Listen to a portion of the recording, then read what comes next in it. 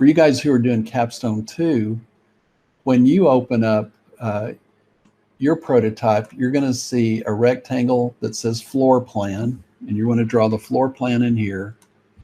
And you have a rectangle over here that says elevations. And so you'll want to draw your elevations inside this one. And then you also have one called foundation. If you draw the foundation, that will just be for an extra point. That's, you know, this is not a required part of the project to draw the foundation, but the stuff necessary to draw the foundation you'll find in Blackboard. We also have a second optional project in there called the mortgage survey. And in the mortgage survey, you'll draw like a survey plat of this cabin sitting on a little piece of property. So let me go to the check print for that. So to come back to looking at it inside those rectangles, here's your floor plan. And then here are your elevations. They're inside that other rectangle over there. And if you decide to do the foundation, this is what the foundation plan will look like. And then we have mapped those 3 rectangles to the layout tabs. So you have a floor plan layout tab, and you have a elevations layout tab, and you have a foundation plan layout tab if you want to draw that one. You don't have to. What you do have to draw, though, is the floor plan and the elevations. Now, the elevations have this hatch pattern in here that shows the siding, and I'm actually not going to require that you do that hatch pattern, but if you want to, that will be fine, and we can talk more about that when you get to that point. That'll be one of the last things you would probably add to this project. So if you're going to work on this project, the place to start is definitely with the floor plan. And I would probably start like in this corner right here and just draw using the polyline command. So I was telling you guys the other day that you have a command right over here called polyline. You also have this right here called polyline. So I'm going to pick on polyline and just move out here into space. Okay, so let me turn ortho on. So let's say that I'm drawing the shape of a cabin. And I just drew that using polyline. The good thing about that is that when I go to do an offset, if I do an offset and I'm asked for the offset distance and I type 4 and enter for 4 inches, and I pick the polyline and I pick anywhere to the inside of the polyline and pick, it offsets all those walls 4 inches. Where if I had drawn that outline using the line command, I would have had to offset each one of those lines to be able to get the offset to work. And not only that, so I'm going to do an undo on this guy. Let me explode that polyline. So let's say that I just drew this with lines. The problem with drawing it with lines is this, that when you do your offset and you type 4 and enter, and you pick this line and you pick to the right, and you pick this line and you pick to the left, and you pick this line and you pick above it, pick this line and pick above it, pick this line, pick to the right, you can see you're going to have to come in here and trim these corners out. And if you had offset this as a polyline, you wouldn't have to do that. Okay. And then up here, you actually would have to extend these out to where they would go to a corner. Now, a good way to make 2 lines into a corner is to use the fillet command. So you do a fillet, and for your radius, you use 0. So this already has 0 in it. So I'm going to press enter and let's see if this will work. If I pick this and I pick that. So a fillet with a radius of 0 creates a square corner. And I think I was telling you this about when you were making your 3D models. If you have a little gap where 2 lines are supposed to come together and you have a little gap in there, then when you try to extrude that or use press pull on it, it creates a surface model because it has to be a closed polyline or a closed entity. And so one of the things I told you guys was you could do the fillet command with a radius of 0. And what that does is it squares up corners when you fillet it with a radius of 0. Does that make sense? All right, so like I was saying, start on this one first, draw the outline, and the book is pretty good about giving you real explicit instructions about this one, starting on 455 and 456. But here's one of the things you'll have to do. Let me go back. I'm going to undo on this guy here. Let me undo a couple more times. I want to get this back to where it's a polyline. Okay, so now that's a polyline. So if I offset that and I go 4 inches and I pick to the inside, and then let's say that I want to put an interior wall in here 10 feet over from this wall right here. So I want to use my offset command again. So I pick on offset. When it asks for the distance, I type 10 and a foot mark and enter. And then I pick this guy and I try to pick to the inside. See, I don't get that offset because this line out here is not really a line, it's a polyline. So when you're ready to offset these lines to get your interior walls, what you need to do is come in here and explode the polylines. So you need to explode that one and you need to explode this one. And once you've exploded both of those, and then you do your offset at 10 feet, and then let's say you pick, oh, I didn't get that guy exploded, apparently. Let me explode it again. There, now it is. Okay, so I'm going to offset 10 feet. I'm going to pick that and pick the side. You see I can offset that one 10 feet because my polyline has been exploded. Then I would offset 4 inches. And in the AutoCAD, you don't have to type the inch marks. If it's inches, just type 4 and press enter, and it will default to inches. If you want feet, you have to put the foot mark in, though. So I'm going to type 4. I would pick on this wall and then either pick to the right or left of it, depending on which side that wall needs to go in on. So when you look on page 456, you'll see that once we draw the outside perimeter of this and offset at 4, we start doing a lot of offsets and trims as we put our interior walls in. And as we put in closets like this, these two are closets, and they have those accordion kind of doors on those guys. It's called a bifold door. And then we have a linen closet, which is open. It does not have a door on it. So it's just a place to stack sheets and towels and things like that, kind of in that hallway. When you look into the bathroom, what you're going to see is that you have an overhead light that has 3 switches going to it. And remember, we drew the switch line here using a phantom line and a spline. We use the spline command to draw that. That this light actually is a vent, a light, and a heater. That's what the HT stands for. So it's electric heater, blows warm air. It's a vent for the bathroom, and it also has the light. So that's why it needs 3 switches going to this overhead light. So this would just be a light in the center of the room, but on the ceiling. And then remember, we've got an electrical outlet next to the sink. So it has to be a ground fault circuit interrupt for safety reasons. Okay. So we have the tub and the toilet. Now remember that the way you're going to make the tub and the toilet and all these other symbols is you're going to open a drawing called the cabin symbols drawing. And you're going to zoom in on all of these things that we've already drawn. And you're going to use the block command, and you're going to use the create block option. And so in this case, this guy right here, kind of weird looking, HB, that actually stands for hose bib, B-I-B. And that's just a name that's used for an outdoor faucet. It's called a hose bib. And so you would pick that. When it asks you for the base point, you would pick this button right here. You would probably pick at the endpoint right there. And then when it says specify the objects, you would pick this button. and you would window as much of this as you want. So if you want the notation to be a part of it, you would pick that whole thing right there.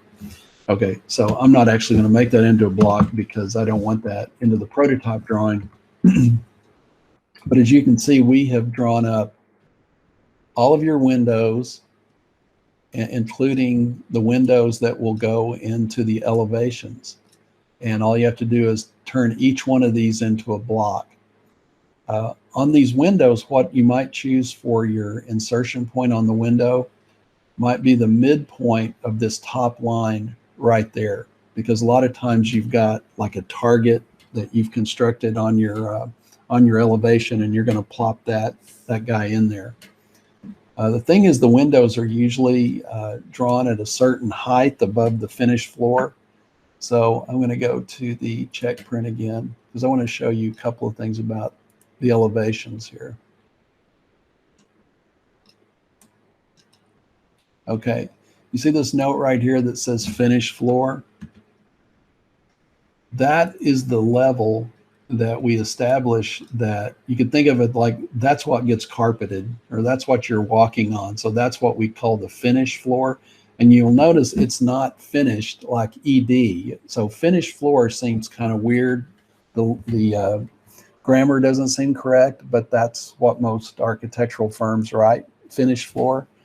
And so these windows that you have right here, if you look in the book, when you start working on your elevation, let me tell you where you can find where those are located at. On page 483, what the book shows you is that from the finished floor to the top of that window is 6 feet 8 inches. So that's how high you know to put the windows in. And the top of that window will also be in line with the top of the door, and it will be in line with the top of these windows over here. So that's kind of a standard deal. That's 6 feet 8 inches.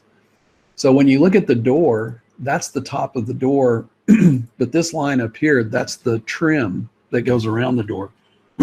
Pardon me. So we go back to our cabin symbols. So we've drawn that door with the trim around it. We've drawn all the doors with the trim, and all the windows, pardon me, have trim too.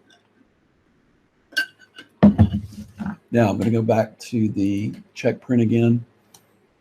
So what happens here when we put these two windows into our elevation, this is an 8-inch post, an 8-inch cedar post. And so that window is behind that post. So we have to trim that window behind the post. And then we have to sort of merge the trim of these two windows together right in here. So does anybody have a question they want to ask? No. All right. So I'm going to zoom in here a little bit farther and show you something else that's in here. Right at the top of the wall, this is your ceiling height. And the ceiling height is at 8 feet 1 1/2 inch. So we're going to mark that by putting a dashed line on here, and then we're going to put a note with a leader on it that tells us where the plate height is. So the plate height is the height of your ceiling. So again, it's 8 feet 1 1/2 inches. And to get that, what you would do is take your finished floor, which is right here, and offset that 8 feet 1 1/2 inches, and that should be where your ceiling height is going to be located at. Now, I want to show you something else about this. Here's your finished floor, and 18 inches below that, you see this irregular line? That represents the ground line on the lot. And so originally what we do is we offset this line 18 inches, so we have a straight line down here that's horizontal. But then we come back and we replace that line using the polyline command. You get on polyline here and turn off ortho. So what we do is we just come around and we we kind of draw some irregular shaped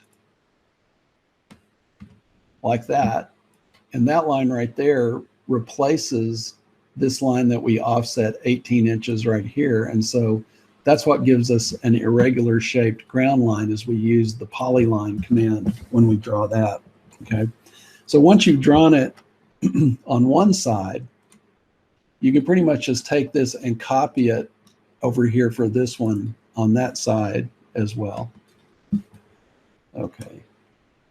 So I think I'm going to finish there and tell you guys that these projects look complicated. They're not that bad, and they should take you about 15 hours total to draw both of these. But you have all of this week and all of next week, and so you've got to kind of think about that, whether you need to be working on it extra days or on the weekend that's coming up or something like that, because you don't want to get right up against it next week on Friday and still not finished, right?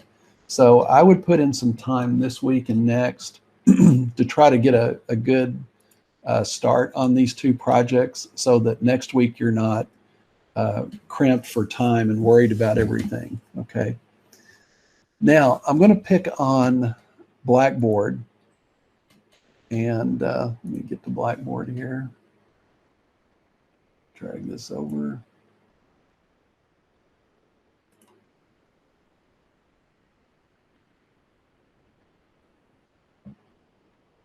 Let me look over, click on the architectural cabin. So, you have all your steps, step by step, for the project number 2. And if you click on Capstone project number 1, you have all of those steps. And let me see if I can get down here. So, and you have a bunch of videos for drawing the isometric on this guy over here. And don't forget that we've added one extra thing to this one, is that you'll also create a 3D model of just the assembly for this one. So this project's actually going to be 4 sheets. This will be your first sheet, and then you'll have your 2 sets of details with dimensions on them. And then you'll have this sheet, which is your 3D model. And there are videos for the 3D model, and there are videos for the exploded isometric. What I was going to show you guys, though, is that what I'd like you to do this week is to go into Blackboard, and right up here at the top of the left navigation, it says Course Evaluation. If you click on that, you can do an evaluation of this course. And I think it's important that you do that because, as I told you guys, y'all are the first class to ever do this totally online. And so I would like to have your input. And one of the things that it asks you when you do the course evaluation, you're going to be asked the standard questions like whether or not I provided you with a syllabus and all of that. So I'm pretty clear that should be a yes, because the syllabus is in Blackboard, right? But once you get through all of those questions, you're going to get down to a place where you can make comments. And I will not see these comments until you're out of the class. So don't worry. And I won't even know who did them. They're anonymous anyway. But eventually I'll get to read your comments. So if you have comments about things we ought to do differently in Blackboard, or things you think would have helped you if I had done them, I'm open to that feedback, because I would like to improve this course for the next semester and the semester after that. And if you think the course went really smooth and great and don't change anything, you can tell me that too, so I don't change it and mess something up that's working.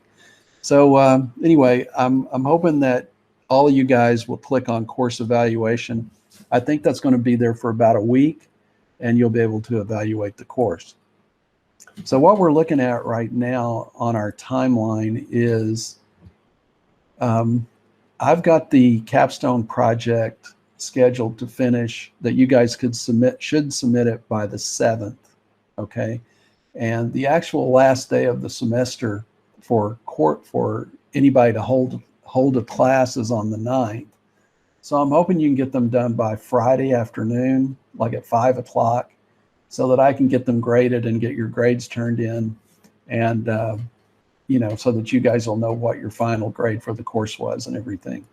So the target right now is to have the capstone projects finished by August the 7th by 5 p.m. Okay. And, but keep in touch with me if you're having trouble, or if you're having trouble getting started. Also, don't forget the resource that you have of clicking on the tutor link and getting help from a tutor. And so we definitely want to use the tutors. We pay them whether you bug them or not. So we'd prefer that you were asking the tutors questions than having them just sitting there not doing anything. And they would rather be doing something than just sitting there. So don't be shy about contacting a tutor. So do you guys have any questions for me that you want to ask? Or if not, you can always get off now and then send me email, or I'm going to stay on here until 3:15 today. And so you can ask me any questions you have if you want to stick around. Okay. So thanks for coming. Finish up through chapter 10, all those projects, and then get to work on your capstone. You have 2 weeks to finish the capstone. And so this is on Thursday's meeting. If anybody sends me questions or anything, I can cover those on Thursday's meeting. All right. Okay, so I'll stick around. Y'all have a good day if you're signing off right now. And I'll see you guys again on Thursday.